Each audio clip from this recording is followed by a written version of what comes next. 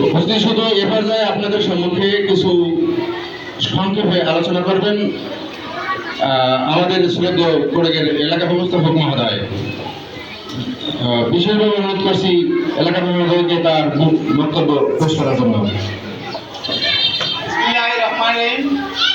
Community development centre কোড়েকের পক্ষ থেকে সকলকে স্বাগত ও শুভেচ্ছা জানাচ্ছি।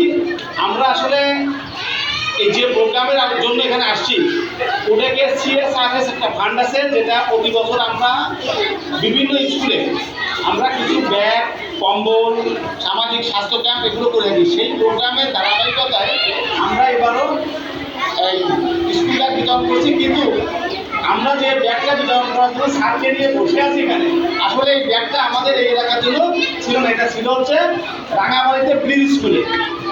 কিন্তু আমার ইউনো স্যার যখন আমরা গত মঙ্গলবার একটা প্রোগ্রাম করলাম, তখন উনি দেখছে আমাদের প্রোগ্রাম, তখন বলছে এই এরিয়া ম্যানেজার সাহেব, তা আপনি আমাদের এখানে তো এলাকাতে কিছু ব্যাগ দিতে পারবেন।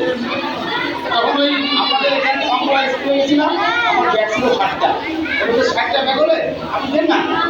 পরে আমি যখন আমাদের শিক্ষা অফিসার মহোদয়ের সাথে আমার ম্যানেজার যোগাযোগ করছে, উনি একটা ভালো কথা বলছে, আমার কাছে ভালো লাগছে যে আপনি ম্যানেজার, আপনি অফিসের কাছে একটা ব্যাগ দিয়ে একটা লাভটা কি আছে, আপনি একটা স্কুলে দেবেন, ওই স্কুলে তো আপনার 60 জন স্টুডেন্টকে দিলেন, কিন্তু যাদের প্রয়োজন নেই তাদের দিকে লাভ আছে। আপনি একটা কাজ করেন, আপনি 10টা স্কুলে 10 জন করে বাচ্চারা দিয়ে দেন।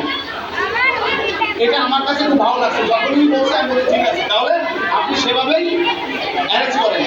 আর এই ব্যাগটা মনে করেন আমরা একটু এত আনন্দপূর্বক দিচ্ছি এই কারণে, আমার কাছে এই ব্যাগটার গুরুত্ব অনেক। তোমরা বাচ্চারা যেখানে যারা উপস্থিত আছো, আমি আমার জীবনের ছোট্ট একটি ঘটনা বলি। আমি যখন ক্লাস 4-এ পড়ি,